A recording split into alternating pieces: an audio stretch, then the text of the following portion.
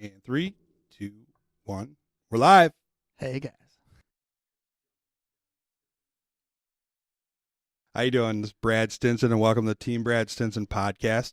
The intent of this podcast is to bring attention to all things veteran. My hope is to unite the veteran tribe by highlighting veteran-owned businesses, sharing struggle stories, transition stories, success stories, providing education, and relaying the important updates to our benefits and other things. So today I have a very special guest. I say special because he rode the short bus to school. Grand Eater. He's a Marine Corps veteran. He's an 0311. He served with Company A, Alpha Company 124 out of Grand Rapids, Michigan. Marine Corps veteran, combat veteran, gangster of the Fallujah, the Battle of Fallujah. Chris Hollis, how you doing, brother? Very well. Thanks for having me. Yeah, thanks for coming on, man. So Chris has a very interesting story. Interesting. I would fit in that typical veteran box for sure. Or jar. Jarhead. Jar. Hey, fun fact. Do you know why they call us a jarhead? No, go for it. Tell me. Because our haircuts when we get out of boot camp, the high and tights, look like our head just came out of a jar. So that's why they call us jarheads. It's supposed to be a derogatory term, but us Marines, we have a sick sense of humor, and we just ran with it. Leathernecks, Grand Eaters, Jarheads, we embrace it all. Yes, we do. Warfighters, badass killers, that's what we are. So, Chris, without further ado, will you tell us your story? Oh, you got it. Let's see. So, Marine Corps, it's 2004. I went on the buddy program, 3 across. Oh, so you did the buddy program. Absolutely. So what made you join the Marine Corps? Like what was my next door neighbor was a master sergeant and a recruiter. And so he was scoping me out for years. Huh? Yeah, he planted those seeds when you were 5, didn't he? So I was actually bored one day. I was working my first kind of job at a grocery store. Had 2 guys working for me, best friends. And one day I walked into the office and said, "Hey guys, we're going to the Marine Corps." And it was 2 brothers, the Rieger brothers. And they said, "Hey, we'll go." And so within the next couple months, we were gone, going to Hollywood, become Marines. MCRD San Diego. Hollywood Marines, where real Marines are made. Absolutely. Did boot camp there, then School of Infantry. And then we checked into Alpha Company 124 in Grand Rapids, Michigan. So 0311, what is an 0311? It's infantry. Rifleman. So pretty much you failed your ASVAB. I actually, small fact, I had one of the highest ASVAB scores. I recently transitioned over to the Army, and they made me sign a waiver saying that they could track me because of my higher ASVAB score coming across. Oh, who knows? We'll talk about the Army. Something up somewhere. We'll talk about the Army soon enough. So Alpha Company 124, you were there, 2004 you said? Yep, checked in 2004. What was your boot camp class number? 3047.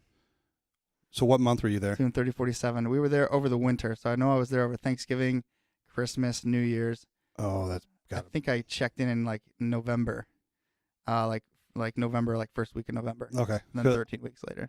I went in January 2004. That would have been a small world, but you're I was in the third end. phase. Yeah. I was yelling at you like gangway third phase. No, I went in January 04, so you would have been.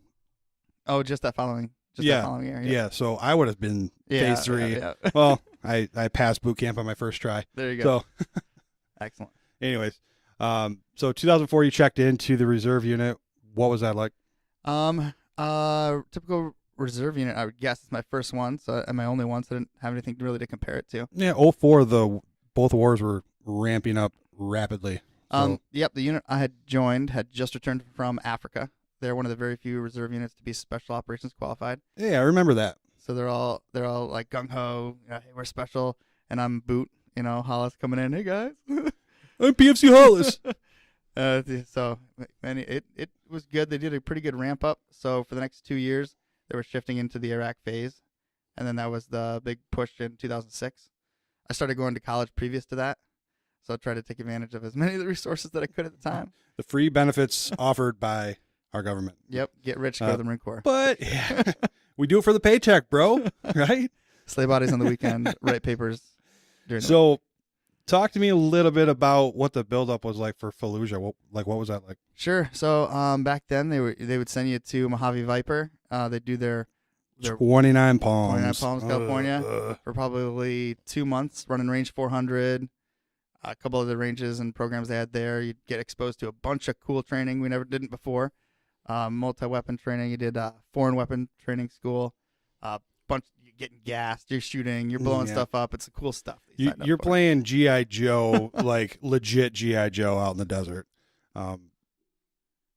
I know when we were building up, it was a lot like that too. Just doing just wacky, ridiculous shit over and over and over again. But there's a reason for that, right? Absolutely. So, sidebar story. I was one of the smarter guys because I had a higher ASVAB score. You didn't need a crayon to pass. So I was always sent to the additional schools. So if you needed to cross-train as something, for instance, a radio operator. So I cross-trained as a radio operator, non-school trained, but I could do all the same things they did. When we did our workup and we were about to hit the ground in Iraq, they assigned us an actual school-trained radio operator. And so I was like, well, fine, fuck me, right? I thought I was going to be doing this. So I went back to my fire team, which one of those guys is just a box of rocks. I was like, I'm going to get smoked with this guy. So we actually ended up hitting Fallujah, and I was not the radio operator. I was back in my fire team, which, act of God, first patrol, day 1. And that radio operator is out walking around with, of all things, the radio. And this is our first day 2. This is day 2 in country, day 2 or day 3 in country, and he does take sniper fire right through his femur, knocks out 3 inches of his leg, had to CASEVAC him and everything. So guess what we didn't have for the next 9 months? A radio operator.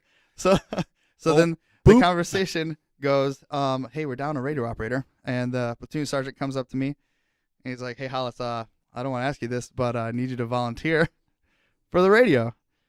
And so I didn't really know what to do. You're voluntold. At the time, he definitely gave me the option. He said I didn't have to. They could get somebody else. And I was kind of a wild guy anyway.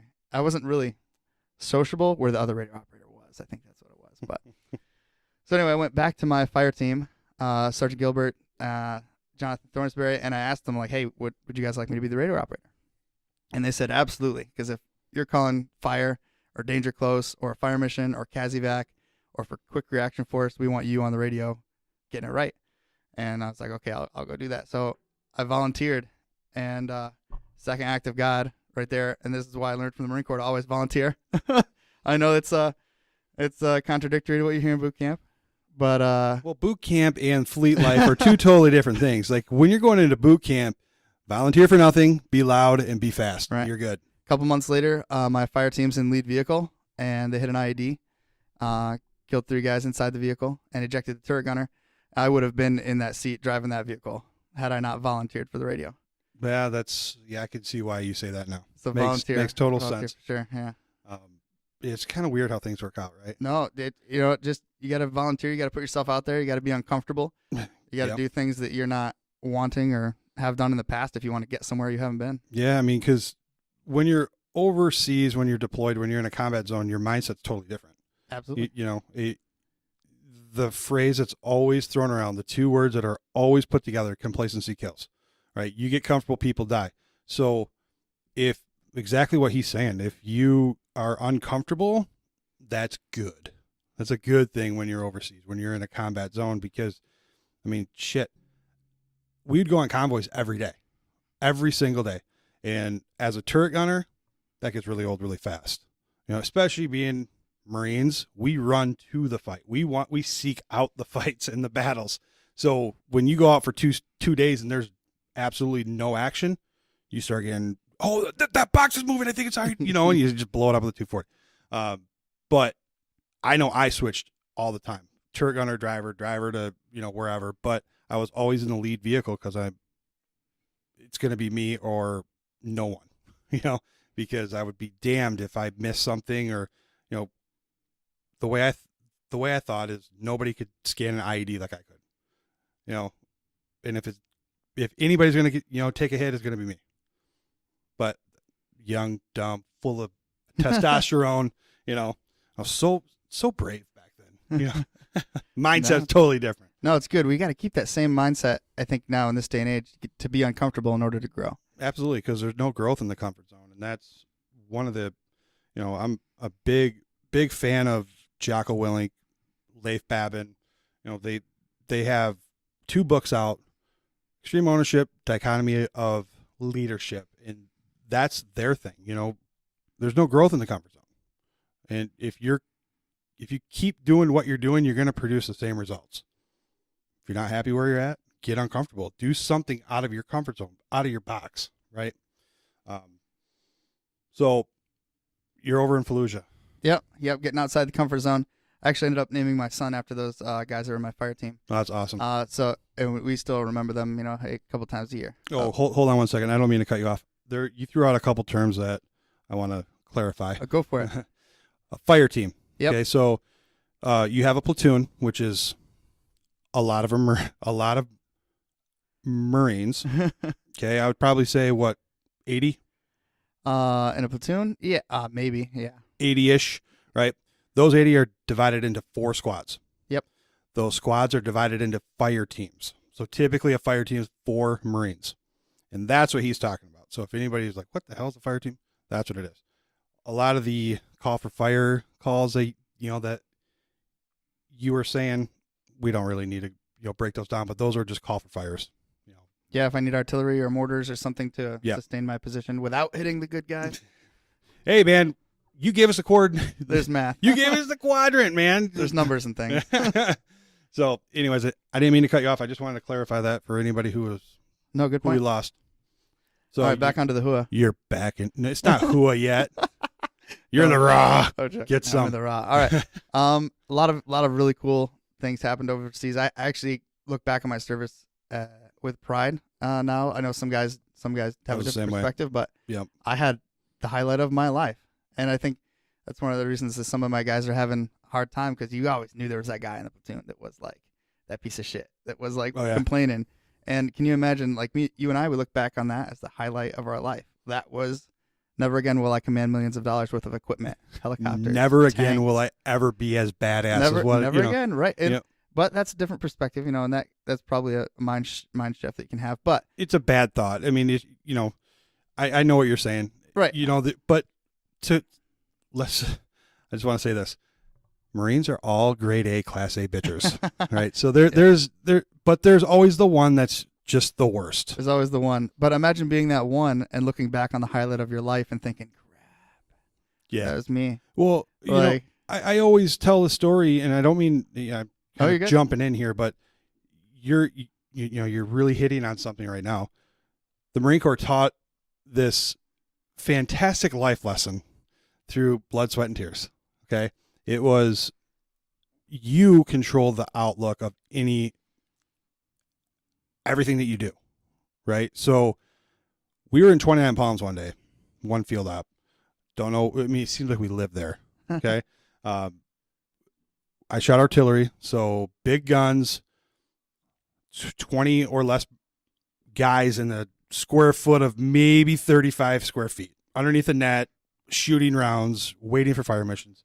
Well, complacency kills. So, you're there for 14 hours and it's just getting down to lights out, rack out type time. We're moving, freaking moving. Well, we pick up all of our stuff, we move, and as well as I do, before you leave a location, what do you have to do? Police call. Police call. We didn't police call to the standards of our battery gunny. So he made us E3s and below, of course, because we all suck, right? E3s and below. Dead man walk, right? So arms length apart from our location to our old location and back, police calling the freaking desert, okay? So you have 2 ways to look at this, or 3 if you really want to, right?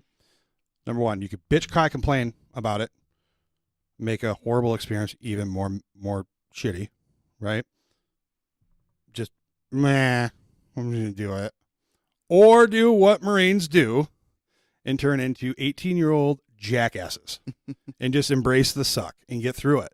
And I tell that story all the time because it's 100% true, because that was one of the more memorable days in the Marine Corps. It could have sucked balls. I mean, 29 Palms, you could see, for as far as the eye can see, all you can see is desert, right? So, and when you move your howitzer, it's not like you're moving at 100 feet. I'm talking like 2 or 3 miles. Okay. So We had to walk all the way there, all the way back, full gear, rifle and everything, trash bags, picking up trash. Thanks for leaving that, Chris. I picked it up for you. But that's exactly what you're talking about, right? Picking up trash. No, absolutely. Definitely a mindset. So you're in the suck. Yep. Okay. You're about to get some. There's tons of war stories we could go into in detail. I met some of the finest men ever. I had one of the highlights of my life. And then we came home, did the demob, and from there it's another paradigm shift. So now you're the veteran, right? And you're going back to school, and you're dealing with professors telling you this is the way the world is, and you're sitting in class going, this is not the way the world is. Different perspectives, different shifts. I want to go back to Fallujah. Yeah. Okay. Go. What was that like? Like, what was your mindset like? What did you guys do, if you don't mind me asking? Sure. So our primary mission was the security of Route Boston, which runs up the Fallujah Peninsula from the Blackwater Bridge, which, if you know a little bit about Marine Corps and world history back in the day, this is where they got a bunch of Blackwater contractors, and they hung up their bodies and they set them on fire. That's what drew the attention to Fallujah. Right. So from that bridge all the way south to Al-Taqatum, big Air Force base, big base down there you fly. That's where I was at. Deployment number 2. So anywhere from that bridge to your area, all the way up and down Route Boston, we were responsible for the security of that route. That then went into census operations, tracking bad guys. We came up with some of the first software ever to track guys based on their names and IDs. That's actually used and taught as doctrine in some really cool courses now that are above my level. But it was one of the successful areas. When we first got there, it's like, hey, would you like to go shoot at some guys? And we'd get in a 7-ton, go on a little tour of the area, and we'd be shooting at people, like, instantly. Well, you asked a bunch of Marines, you want to go shoot at guys? Right. Yeah. Yeah. Get some. You get blown up every single time you left the wire. When we left, you could probably run a 3K or a PFT without armor on. It was that safe when we left. So good. We had a successful mission. I definitely got out of my comfort zone. We flew in helicopters. We V-sweeped for IED wire. We kicked indoors. We did hits miles away from where we were at. We walked like 10 clicks one direction to raid a house in the middle of the night, 10 clicks back. I mean, you name it, we were doing it then. That was the height of like 06, 07, the rule. It was a little bit of Wild West when we got there. I've got 2 brothers. It's since changed dramatically. I think, ISIS retook that city a couple years ago. I think ISIS retook a lot of the cities. I'm kind of glad you brought that up, because that was one of the things with Vietnam is, you'd fight and fight and fight. Your brothers would die for this tree, not a tree, like a hill or, area. And then you'd leave and they'd take it back over. And the combat troops were so frustrated with that action, because, it doesn't make any sense. Why are we fighting for this hill if we're just going to leave tomorrow? It's kind of dumb logic, right? Kind of like how I felt when ISIS was taking over all these towns. It's like, what the hell, man? It's just stupid. Yeah, let the Marines off the chain. Yeah, just let us do what we do. Don't handcuff us. But it was a lot of people fought and died to take over those towns. Give them back to the people. And once we gave them back to the people, we left. We left them leaderless. We left them trained. We left them in a vacuum. Trained we use that very loosely. And then we did leave them leaderless, and that left a vacuum, which then led to the stuff we have now. Yeah, there's a whole bunch of politics to it, but it's just it was very disheartening for me to see. And I'm sure I can't speak for you. But. Yeah, another job security. Sure. All right. So Fallujah, you were there. You were one of the OGs, which is pretty badass, and thank you for that. I wish I could have been there getting some with you, but I was too busy doing something else. We had a good time. No, we were actually building up for our next deployment during that time. So, anyways, you get back from Fallujah. When did you get out of the Marine Corps? So when I got back, I continued drilling. One of the cool things about the reserves is that you have the ability to, for the most part, as long as you're volunteer minded, you can kind of pick and choose what you do. So you want to go to mountain warfare training school, volunteer for that. You want to go to jungle warfare school, volunteer for that. So I got to go to some sweet schools. A couple years later, I look around and I'm one of the very few guys left from the deployment. Guys got back and they gone. That's a common trend in the Marine Corps, man. So it's down to me and like 3 or 4 other guys, and it's coming into 2010 or 11, and I've got another couple years left till 2012, the end of my contract, and I'm going, I'll stay in. There's new guys. You got to train guys. I'm not dropping to IR. I'm not getting out. So I continue to drill right up and train with the guys that I had there, because that's the next generation. That's who's going to the next fight. IR is can't leave them. The reserve component. Once you get out, once you serve your front end contract, you go into the IR, inactive reserve. That just means you don't show up, and somebody might call you once a month. Well, that's where every Marine that I've ever talked to is, I'm gonna grow so fat that I can't fit into my camis, and they tell me to go home. Wrap up that DD-214 blanket. So yeah, I did not drop to the IR. Continued to drill through 2012. At this point, I'm meeting with my command, and I have a pretty good job. I have my first ever real job, which was new to me at the time, and I've got a son on the way, and Married. Married, and I've been married since just prior to the deployment, and it's going okay. And I meet with my command, and they tell me, "You're gonna get out, Hollis," and I'm like, "Yeah, I did the whole 8 years, and I got a different life going a different direction." And they said to me, and I quote, "You will have a job you hate, you'll be getting divorced, and you won't be in your same house you got now." And I was like, psh, you tell that to everybody. Yeah, dude, I survived combat. I'm on top of the world. Yeah, right. Bring it on. I'm just graduating from Grand Valley State University with my degree. I got a degree in psychology and terrorism, some other stuff. Pretty generic. I was looking at doing federal law enforcement. That changed. So within a year, sure enough, everything they said happened. Like I'm getting divorced. It's messy. I'm in a job now I'm not happy with. We're laughing about it now. But I know going through it sucked, and I'm really happy that you're willing to talk about it, because this is a very common thing. Way more common than it should be. Absolutely. So, and to make matters worse, I got a guy that I knew previously in a house that I'm paying for with somebody that I was married to. Like, and if that's not doesn't hit home, you're going, what in the world am I doing? And for some vets, that's the tipping point. Yeah, I would like to see how far I can go. Well, let me ask you some questions about your transition, because, I think I'm starting to really narrow down the real reasons why. When you got out, how many guys that you served with did you keep in contact with? When you immediately got out. When I immediately get back, maybe 4 or 5 guys, directly. Regularly? Regularly right away. Okay. Then how long? Since then, we've all reconnected more often. We can talk a couple times a month. So when you first got out, were you reconnecting with them on a monthly basis, or would you say it was more So for a lot of guys, they hang out in the same 4 or 5 man fire teams, consistently. Being in a fire team that was no longer around, and then being a radio operator. So my people were the corpsman, the platoon sergeant, and the lieutenant, which weren't part of our regular company. So when I came back, you couldn't technically drink with them because it's solo guy fraternization type thing, right? We've drank it plenty since then. Actually, that platoon sergeant Gillitzer, he's now master sergeant now, but he works for Semper Fi Fund, and he calls me at least every month, checking in, and has awesome. For the last 10 years. That's awesome. But what I've noticed, and it could be completely different with the reserves, going from active duty to back to where you came from, you lose touch with all your bros, all your boys.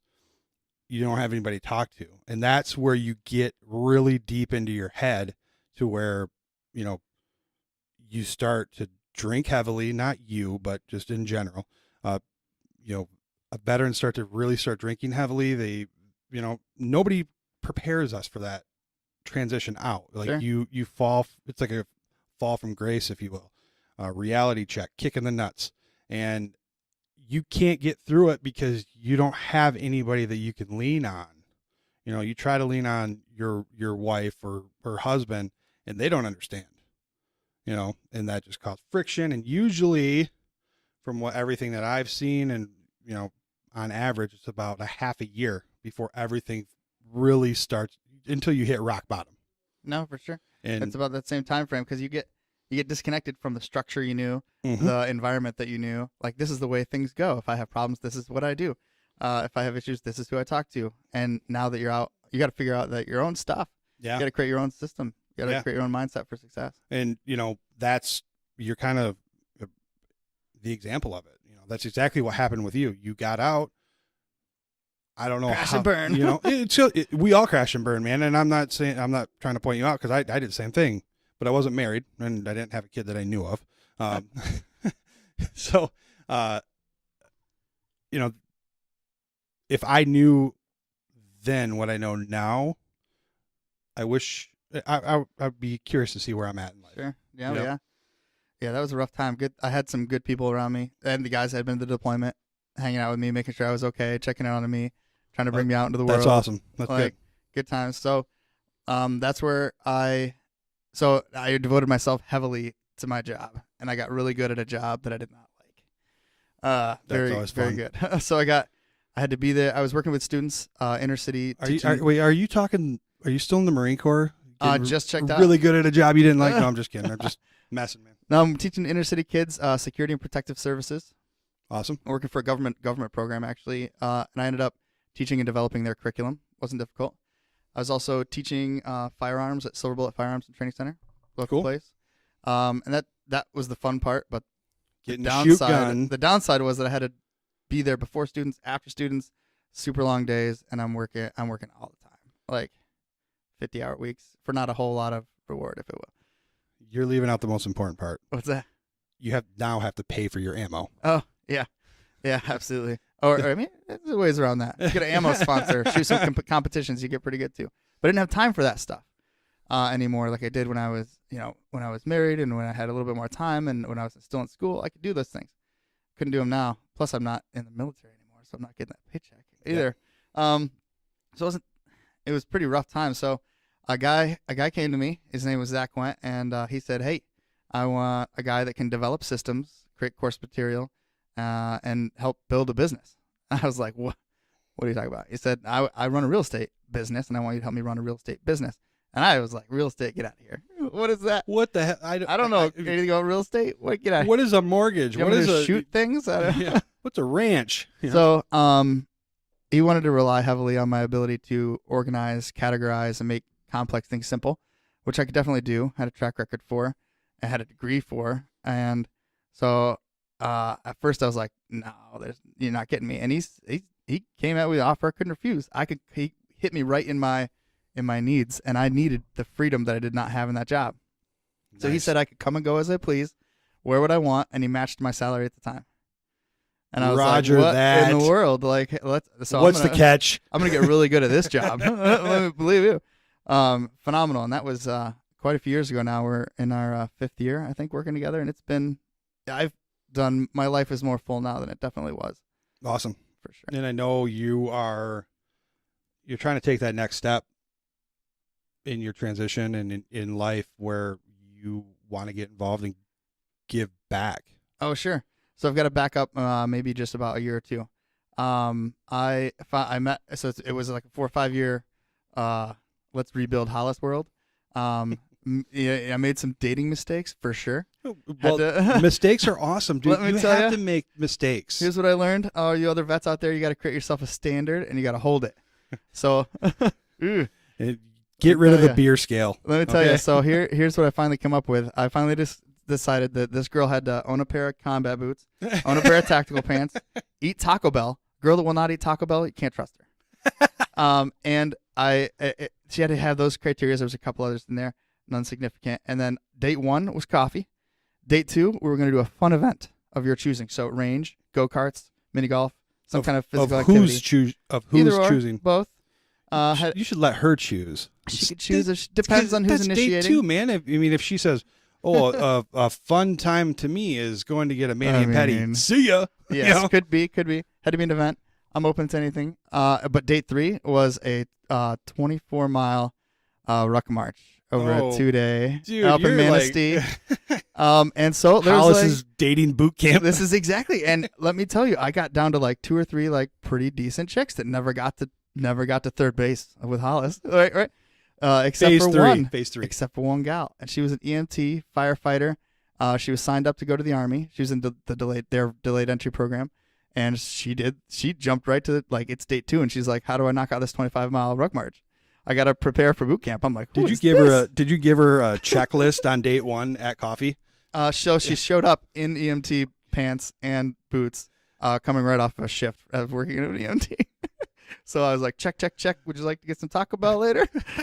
She said yes. And it's been great ever since. So, she's now your wife. Yes, she's now my wife. She was getting ready to go to her Army boot camp. OSET, it's their 12-week combined program. She was going to be Michigan's first enlisted female combat engineer, which is pretty legit. Okay. Definitely great gal. So, we were drinking one night before she left, and I bet her, mind you, I've been out of the Marine Corps for 5 years. I bet her that I could beat her to any Army unit in the state. And yes, I am a little overweight at this point in time. Because you're in that 4-year IRR and I'm in mode. my first ever like office job. So she laughs, I laugh, she leaves, and then I'm like, I bet I can do this. Because now girl's gone. I'm getting really good at my job. I have that freedom that I didn't have before. So I'm like, I'll start running, working out, and I'm gonna go talk to an Army recruiter. I did go back and talk to a Marine Corps recruiter, and they're like, hey, well, you're gonna have to take a pay cut, you're gonna have to take a rank reduction, and you're gonna have to go back to the same unit, same job, same MOS. And you're gonna have to lose about 45 pounds. That was about true too. So I was like, man, this isn't happening. So then you go over to the Army, and God bless them, they're like, we'll give you all this stuff, like anything you want, and keep your rank the same. You can get a new MOS, sure. Want to be in this unit this time, this day? You got it. And what was your sign-on bonus? Oh my! I didn't get a thing. Oh, I didn't know to ask.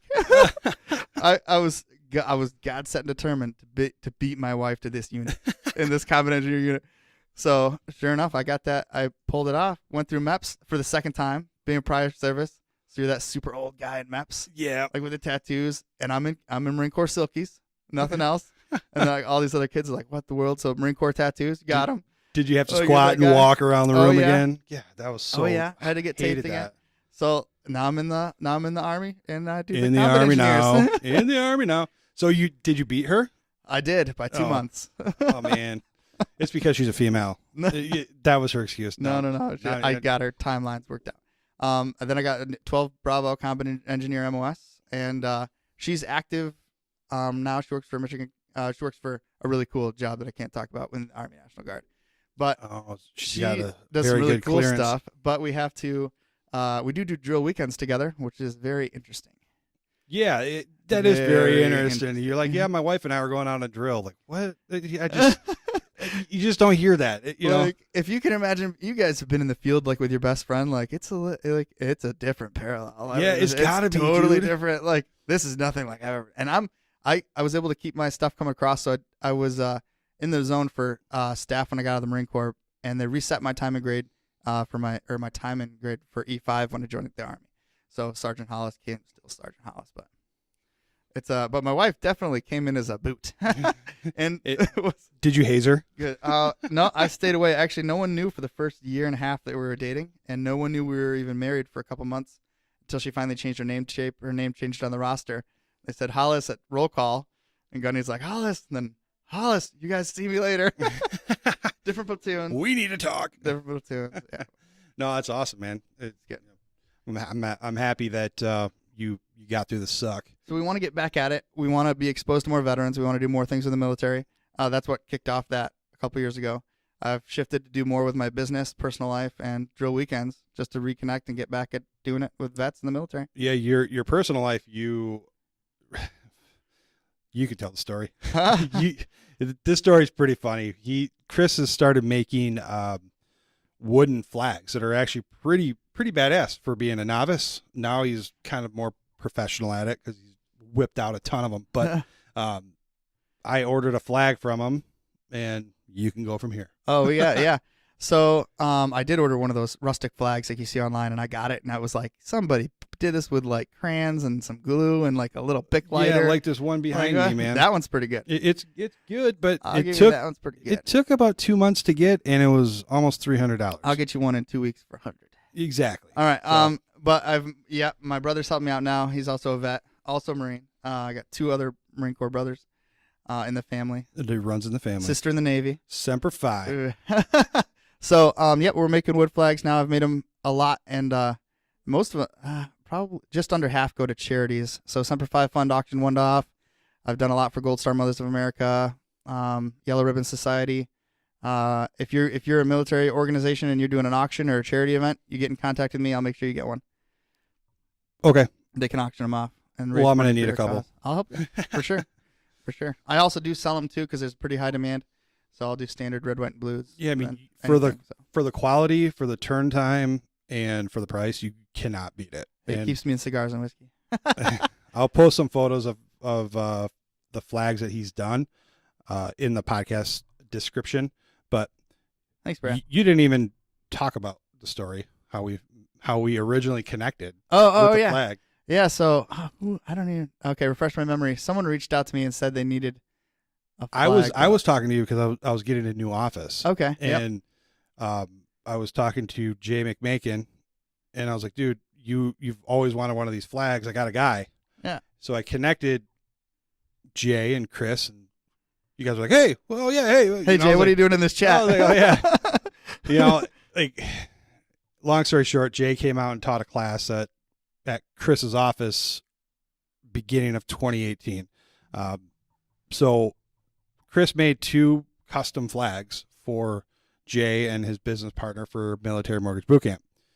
He gets the flags done, and he's like, do you want, he sends this message to me, do you want to pick these up, or do you want me to mail them, you know, whatever. So he sends me his location. We don't logistics very well. Yeah.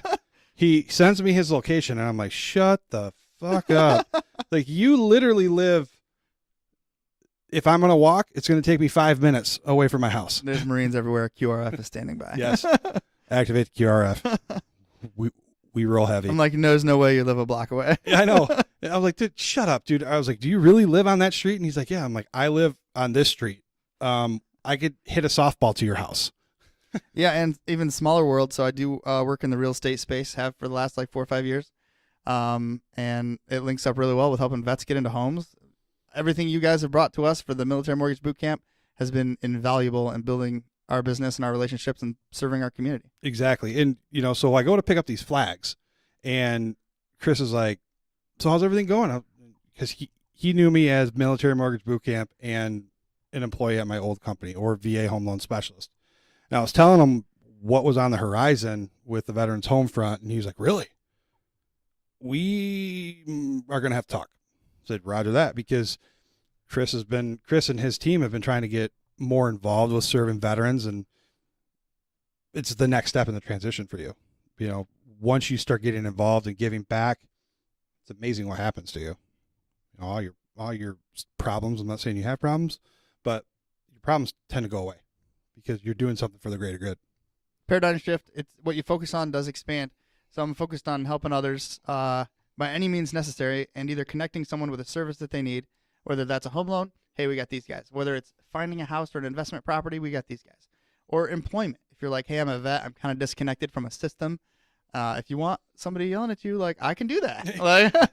Yeah, I might have lost some touch, but no. So you're talking more along the lines of mentorship and, just trying to be a person that a veteran can lean on for anything, really. Not anything. I shouldn't say anything. I don't know. You're in the Army, so maybe it flies now. I'm connected. I'm connected across the board. That was my goal, is be connected as many places as I can, but be hyper focused in the area of specifically service. So if you need something, or you need to be connected to something, I'm going to make sure that happens, and I'm going to follow up with you. If you're thinking about getting in the military, I've got 2 different perspectives not a lot of people have. If you're looking to improve your own business, or you're running a small business, and I can help you with some of the mistakes I got. If you're looking for a new endeavor, I'm always looking to add real estate agents. I know that you're trying to add, grow your team. Absolutely. Aren't you? Absolutely. I'm looking for people that are humble, hungry, and smart.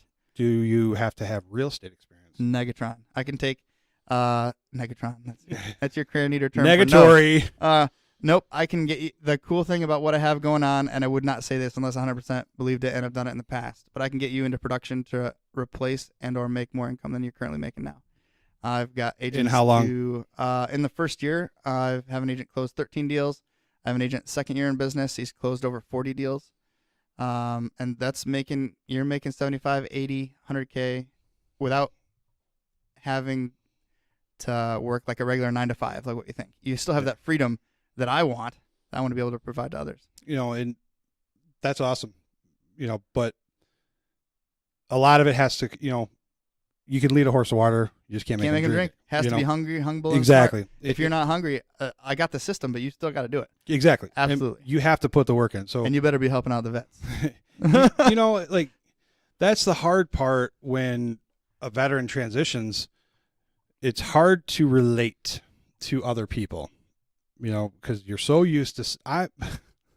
If we handled problems in the real world as we did in the Marine Corps, they don't do that anymore. There's no tree line in the office, but there's a woodshed. There is a shed out back. Definitely can be. That's why I love working with military guys, because you can talk the way we normally talk, yes. And you can have a system. You can have like this is the system I have, similar to rank structure. This is what your day looks like, similar to your regular day. Routine, like, structure, this is and your routine. And all you got to do is follow it on a regular basis. Do what you say, and it's as easy as that. Exactly. And sometimes what that simple, comes with, not easy. Yeah, it comes with a side note or an asterisk, if you will.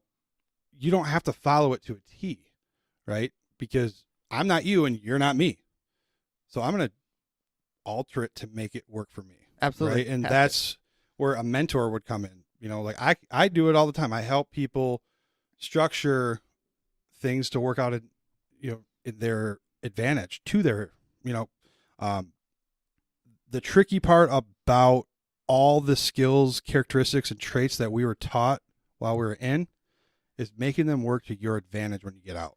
Because every single one of them is a very, very, very valuable trait, but it's hard to make it flip. Mission accomplishment and troop welfare. I mean, it's the same stuff. Like, what are you going to do? What is the mission? That's the hard part for a lot of guys that are out. They're disconnected from what their mission is. Their why. Why are you existing right now? Exactly. Why are you around right now? I've seen a lot of guys that cope with that by like, I'm here because I go to the gym now. This is what I do. This is what I work on. That's how they get their routine. That's how they replace their structure. There's a lot of, and I see a lot of guys too throwing it into business. Some of the biggest businesses around right now, veteran owned, veteran operated. Yeah. Like, in which you have the skill set. Yes. And you also have help from the VA, which I don't know if a lot of people know this or not, but the VA has a small business division for veteran-owned businesses. So there's loans, there's SBA loans. There's all, and I don't know Grand Valley much State about University has their own loan program. They also have things set up specifically for veterans to take free business courses. Yeah, they also also fund Upward Bound, stuff. isn't it? The Upward Bound program at Grand Valley. There's a couple. I'll send you a link here after. Yeah, well, I'm trying to get Justin Major to come on the podcast and talk. So Justin, if you're paying attention to this, come on. Justin and Steve Lipnicki. Steve Lipnicki's who you need. Yeah, I'll connect you. I'll connect you.